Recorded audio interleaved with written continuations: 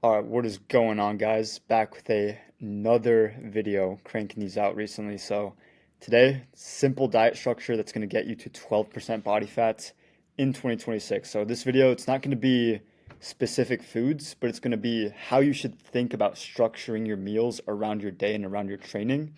Like I teach my clients, it's very important to know how to do it correctly, like not just the foods you're eating, not just like a simple meal plan, because you can find those online, but if you know how to think about the foods, think about the macros, know what they do, what their purpose is, then you can use them differently around your training, specific times in the day to actually get leaner and get the physique that you want to. So, I mean, I used to be like really not like super out of shape, but I was not happy with how I looked. Like I was pretty chubby at certain times. Like I would do very aggressive, dirty bulks because I just didn't know any better, and it just leave me super frustrated, super stuck. And I knew like there was other ways to go about things. Like I knew I wasn't being the smartest with my training and with my plan because I didn't really have a plan. I was just doing what I thought was the best, just like kind of trying to figure it out on my own, trying to wing it.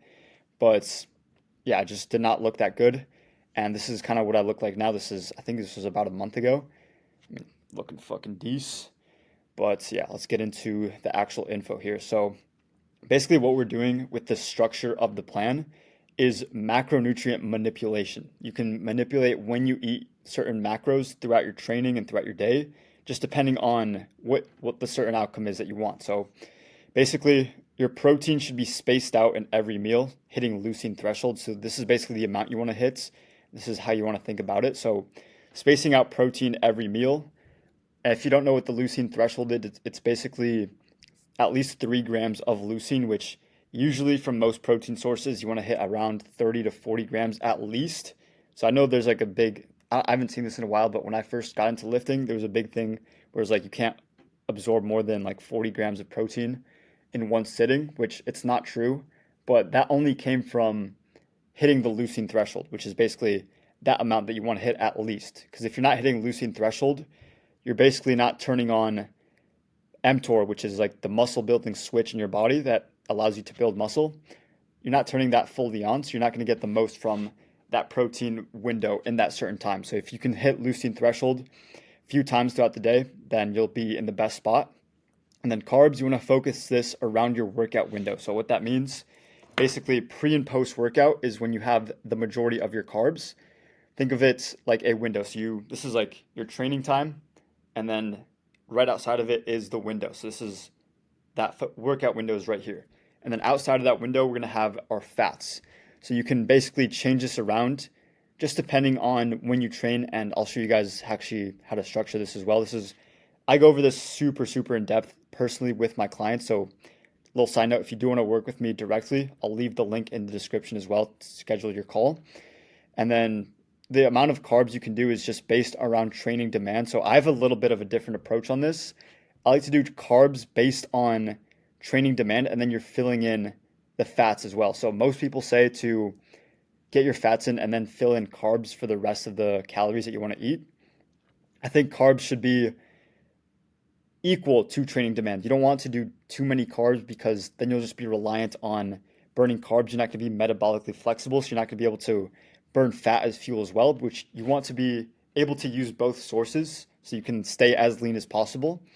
And then fats are really good for hormones as well. So you do want a high amount of fats or just adequate amounts. High and low is pretty relative. It just depends on the individual, like what you actually want to do. So filling your fats to hit an amount that is good for your hormones, and really focus on the cholesterol and the fat types. There's monounsaturated, I'm going to get into this in the video, but monounsaturated, saturated, and then polyunsaturated. You all want those in your meal plan as well. So this is the actual structure of the diet. So how to actually time these throughout your day, just depending on when you train. So this example is like if you train in the morning, like I do, I wake up at 6 a.m. I'll be at the gym by 7, and then I'll hit like a 45-minute lift, and I'll be done pretty quick. So this is what I do for myself personally. So if you train in the morning like me, then you can follow this. So I wake up, have my pre-workout meal. I'll prepare this the night before just to make it a little easier. Basically, the structure of this is fast digesting glucose. You can do, white rice is really good. I like that. Some honey, some fruit. But you do want to focus on the glucose because that's what your muscle is actually using for fuel. Also hitting leucine threshold in every single meal, as you can see. And then low fat is here as well to not slow down your digestion.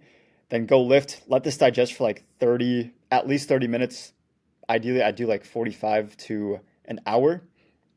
Go hit your lift, and then you can do some zone 2 cardio right after your lift as well. It's going to be more efficient I like to do this to get my cardio in while I'm already at the gym, because I don't want to, sweat more later in the day. I can just get it done in one block, and it's only going to take me like an hour and 15 minutes at the gym. So I do like a 45-minute lift, zone 2 cardio for about 30 minutes, 20 to 30 minutes, depending on the day.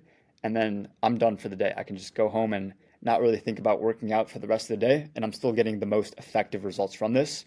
And then immediately, or as soon as you can, post-workout, have the post-workout meal. It's going to be the biggest meal of the day. Most nutrients, most calories should be in this meal. It's going to be, again, fast digesting glucose, leucine threshold, and low fat. So basically, I'm going to have a lot more nutrition here, but the structure is the same as pre-workout. You want to have very fast digesting carbs, because this is when you're most sensitive to carbs coming in through the GLUT4 transporter for glucose. And then leucine threshold, again, I would get some more protein in this one as well, just to take advantage of when you're most susceptible to the amino acids coming into the muscle cells. And then low fat to not slow down the digestion and to not interfere with nutrient partitioning.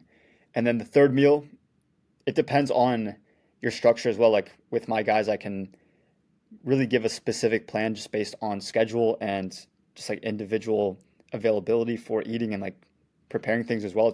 There's a few things that go into it, but for your third or fourth meal, just depending on how many meals is right for you, then you can hit leucine threshold in this one. So always hitting leucine threshold, always getting protein in.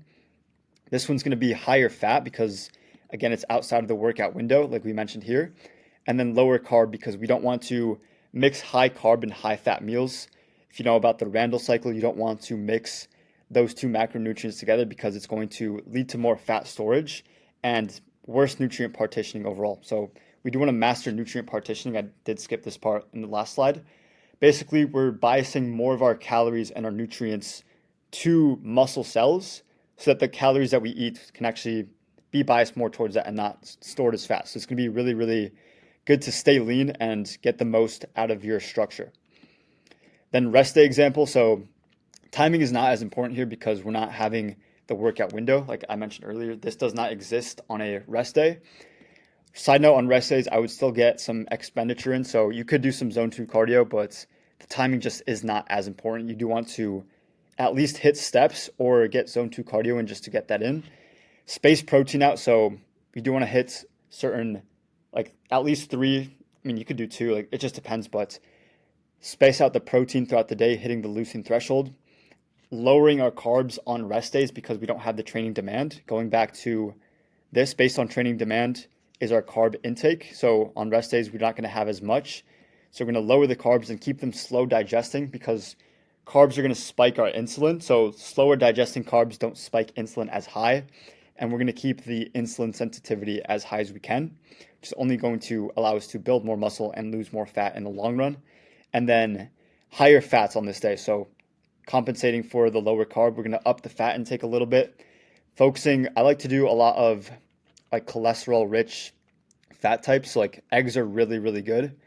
Eggs, I like avocado, I like beef, all like the proteins, like eggs and beef are really good protein sources, but they also bring fats as well. And you can change how much of the fat you have in those meals. So then understanding the why and not just the what. So this is kind of what I want you guys to get away from this. Most people just give you a simple meal plan. They'll just tell you what foods to eat, but they're not going to explain why they're putting certain macronutrients in each meal and what you want to get from each meal. So spacing out protein, like I mentioned earlier, increases the muscle protein synthesis signals. So when you have protein, right, if you're hitting leucine threshold, you're going to maximize the mTOR, which spikes MPS right here, which is muscle protein synthesis. You can wait like 3 hours and it's going to basically, you can say like turn off. It's how it works. And then you basically have leucine again, like hit the leucine threshold again, turn that on again, and then it's going to go down again. And then basically that's how you want to turn that on. That's why spacing out the protein is important in every single meal. And then carbs around training, they're going to spike your insulin. So in that workout window, we want to have carbs pre and post workout to spike insulin, to have immediate energy pre workout. Spike insulin also prevents muscle breakdown, so it's going to be anti-catabolic.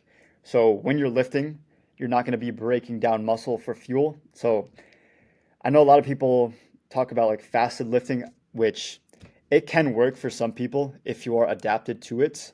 But again, I think it's better to have some carbs pre-workout just to spike the insulin, make sure you're really not tapping into muscle because you're going to work really hard for that muscle. And the worst thing you can do is make a mistake of trying to train fasted and then not know how to do it correctly or not be adapted to it in the right way. And then you're just going to lose all the progress that you made before. So to keep it simple, you can do a little bit of carbs pre-workout. And the majority of your carbs, like I mentioned in the post-workout meal, should be in that post-workout meal. It's going to be the highest calorie, highest nutritious meal of the day. And then also it's going to replenish glycogen in that post-workout meal. So when you go lift, you're using all that glycogen. Basically, it's your stored carbs in the muscle. So that's basically like what you're tapping into for fuel, like when you're lifting. So you're going to replenish those carbs as well. And then fats away from workouts, not to slow down the digestion. So pre and post workout, you don't want fats to make it absorb quickly. We want to digest very fast. And then we're not going to mix insulin and fats, basically what I was saying with the Randall cycle, and not going to interfere with nutrient partitioning, because basically when you're spiking insulin, your body wants to shuttle all nutrients that are in the blood like bloodstream into cells, right? That wants to pack everything and store it as, calories, right? So if you're having dietary fat, when insulin is high, it's going to be more biased towards fat storage. So we really want to have insulin low when we're having our dietary fats. So that's basically the structure that you want to follow. It's like simple. Like if you understand it, it's very simple. You don't really need to think about it too much. But if you don't know this, like I used to not know this at all. Like for example, this was me when I did not know this. Like I was pretty frustrated with my results. I did not know how to do this. And this is me now. Like I don't have to think about it too much because I know how the structure works and I can just apply it very easily. It doesn't really take too much effort. Like I say with a lot of things, it's not the effort that takes place, but it's just the applied knowledge and being precise with what you're doing and all the things that you get. So yeah, so if you guys do want to work with me, I'll leave the link in the description. You can schedule your call and see if you're a good fit for the program. I'll get you in the best shape of your life just using the principles that I teach and that I follow for myself. And then also leave my Instagram there as well. You can follow me on there. I post a lot more like short form content, stories throughout the day of what I'm doing, nutrition wise, workout wise, and things like that. So hope you guys enjoyed this. I'll see you guys in the next one.